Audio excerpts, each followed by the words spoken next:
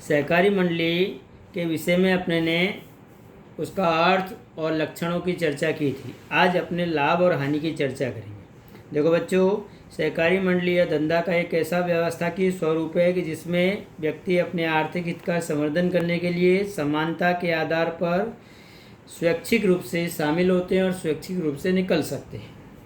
अब अपने इसके लक्षणों की चर्चा किए थे, आज अपने लाभ। तो देखो, सहकारी मंडली के लाभ निम्नानुसार है, जैसे कि सरल स्थापना विधि, स्थायी अस्तित्व, मुक्त सदस्य पद, सदस्यों का सीमित दायित्व, सरकारी सहायता, प्रजातांत्रिक संचालन, अल्प प्रबंधकीय खर्च, निश्चित ग्राहक वर्ग, व्यापारी संस्थाओं के सामने सशक्त संपर्क, समाज के लिए कल्याणकारी प्रवृत्तियाँ, प्रजातंत्र की प्रशिक्षणशाला और सदस्यों का आर्थिक उत्कर्ष और विकास। यहाँ तक आज अपने चर्चा करेंगे। देखो बच्चों, पहला है सरल स्थापना विधि। सहकारी मंडली की स्थापना के लिए कोई भी विशेष कानूनी विधियों का पालन नहीं करना पड़ता, मतलब कोई प्रकार की जटिल विधियों में से गुजरना नहीं पड़ता।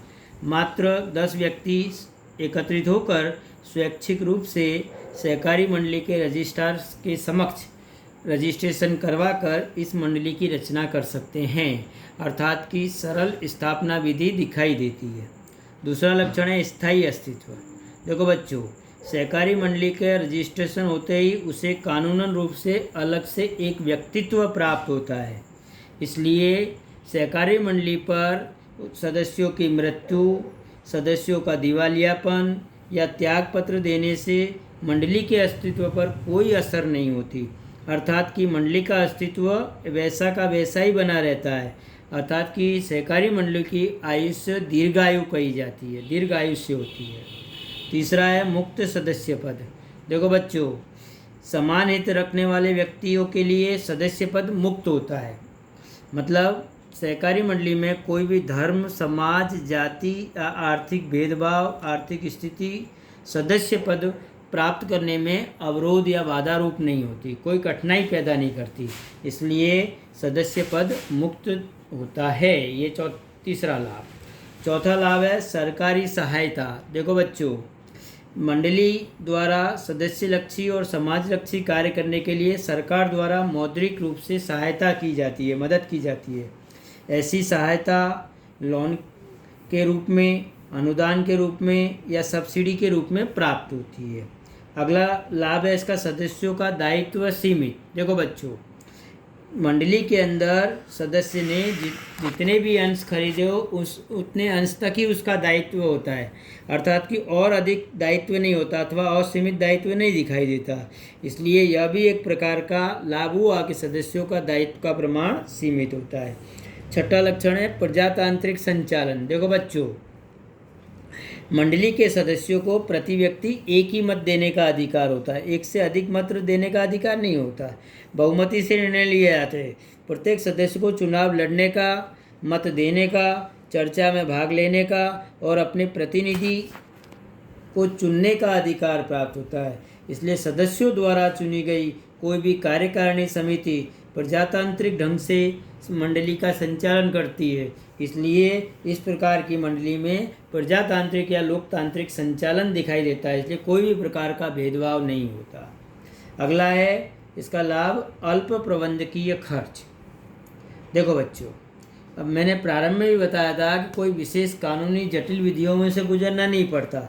सहकारी मंडली या मितव्ययता के सिद्धांत पर आधारित है, यानी मितव्ययता यानी दुर्लभता, मतलब कोई विशेष प्रकार के खर्च पर आधारित नहीं है। संचालन में सदस्यों की मानद सेवा मिलती है, क्योंकि सदस्य में ऊंच नीच जाति का कोई भेदभाव नहीं रखा जाता, किसी के साथ असमानता नहीं रखी जाती, समानता रखी जाती है, इसलिए मानद सेवा प्राप्त होती है। प्रबंधन की मितव्ययता से चलता है, यानी संचालन भी मितव्ययता से चलता है, कम खर्च में चलता है और विज्ञापन खर्च भी नहीं करना पड़ता, इसलिए अल्प प्रबंधकीय खर्च देखने को मिलता है। यह एक प्रकार का लाभ हुआ। देखो बच्चों, 8वां लाभ है निश्चित ग्राहक वर्ग। सहकारी मंडली यह समानता के आधार पर कार्य करने वाली मंडली होती है, इसलिए प्रत्येक सभी के लिए और सभी प्रत्येक के लिए, each for all and all for each के सिद्धांत को ध्यान में रखती है। इसलिए अधिकतर सदस्य ग्राहक ही होते हैं, उनके निश्चित सदस्य होते हैं, उन्हें ही वस्तुओं का क्रय विक्रय किया जाता है, इसलिए ग्राहक वर्ग निश्चित होते हैं। 8वां लाभ है इसका, व्यापारी संस्थाओं के सामने सशक्त स्पर्धक। देखो बच्चों, अधिक लाभ कमाने की लालच में व्यापारी संस्थाएं कई बार मिलावट, धोखाबाजी, संग्रहखोरी, कालाबाजारी इत्यादि को पोषण देती है, परंतु सहकारी मंडली के सदस्यों का आर्थिक उत्कर्ष, सामाजिक और आर्थिक न्याय का विश्वास देने के अलावा व्यापारी संस्थाओं द्वारा की जाने वाली या कोई भी कुरीति या कुटेव से मुक्त होती है। इस तरह सहकारी मंडली व्यापारी संस्थाओं के सामने एक सशक्त स्पर्धक के रूप में खड़ी रहती है, अर्थात कि हरीफाई के सामने भी टिक सकती है, सामना कर सकती है।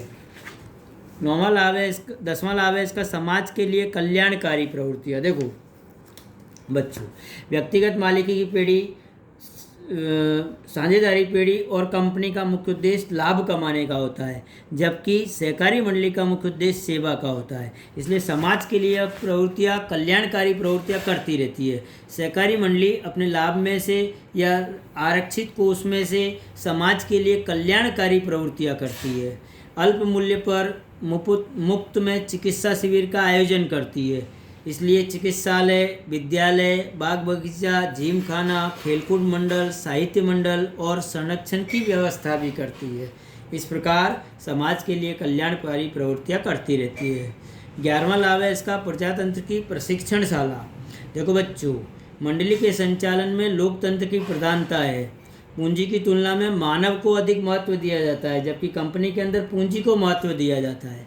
सदस्यों का महत्व बना रहने से लोकतंत्र जीवित रहता है, इसलिए सहकारी मंडली लोकतांत्रिक व्यवसाय की प्रशिक्षणशाला कही जाती है। और 12वां लाभ है इसका, सदस्यों का आर्थिक उत्कर्ष और विकास। देखो बच्चों, सहकारी मंडली का मुख्य उद्देश्य सेवा करने का होता है। सहकारी मंडली अपने सदस्यों के आर्थिक उत्कर्ष में महत्वपूर्ण योगदान देती है, जैसे कि ग्राहकों की सहकारी मंडली सदस्यों को दैनिक उपयोग की योग्य गुणवत्ता वाली योग्य वस्तुएं योग्य समय पर उचित मूल्य पर उपलब्ध कराती है। मध्यस्थी द्वारा किए जाने वाले ग्राहकों के शोषण से रोकती है, ग्राहकों को शोषण से मुक्त करती है। मध्यस्थियों की सेवा नहीं होती इसमें। इस प्रकार उत्पादक की सहकारी मंडलियां सदस्यों को कच्चा माल, साधन, औजार उचित मूल्य पर उपलब्ध कराती है।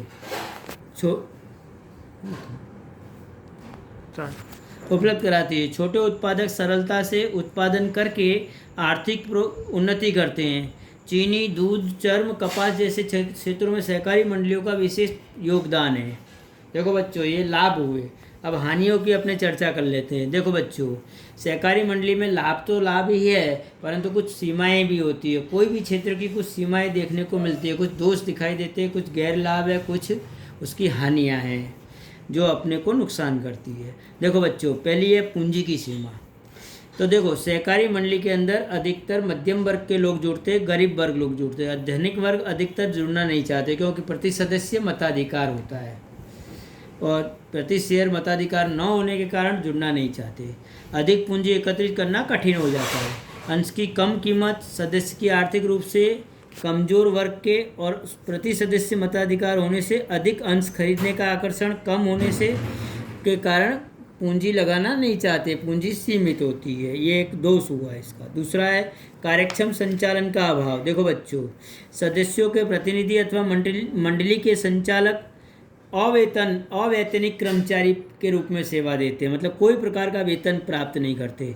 अवैतनिक सेवा के कारण वे मंडली के संचालन और संचालन के प्रति रुचि नहीं लेते, खुद की रुचि नहीं दिखाते, निजी रुचि नहीं दिखाते।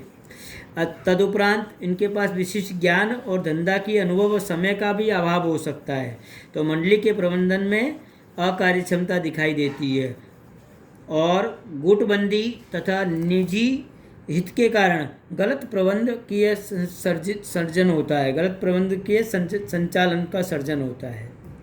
तीसरा है राजनीतिक हस्तक्षेप। देखो बच्चों, मंडली में राजनीतिक पक्ष का भी दबाव दिखाई देता है।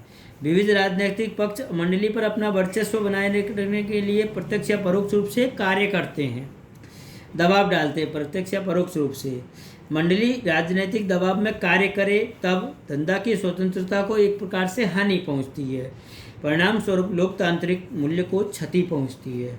और चौथा इसका गैर लाभ या हानि है कि सदस्यों के मध्य असहयोग, मंडली के सदस्यों में वफादारी का अभाव हो, सदस्यों में परस्पर फूट हो, संघर्ष, गुटबाजी, स्वार्थवृत्ति का प्रवेश हो, तब सहकार की संस्था में असहकार की भावना का निर्माण होता है। इन सभी परिणाम के स्वरूप मंडली समान हित रखने वाले व्यक्तियों का संगठन होने के बावजूद भी सहकार का लाभ प्राप्त नहीं कर सकती। इस प्रकार मंडली में ये 4 दोष दिखाई देते हैं। आज बच्चों अपने सहकारी मंडली का अर्थ, उसके लक्षण, उसके लाभ व हानि तक पहुँचे हैं। इस प्रश्न को भी आपकी नोटबुक में लिखना है कि सहकारी मंडली किसे कहते हैं, उसके लक्षण बताइए, सहकारी मंडली के लाभ व हानि की चर्चा कीजिए।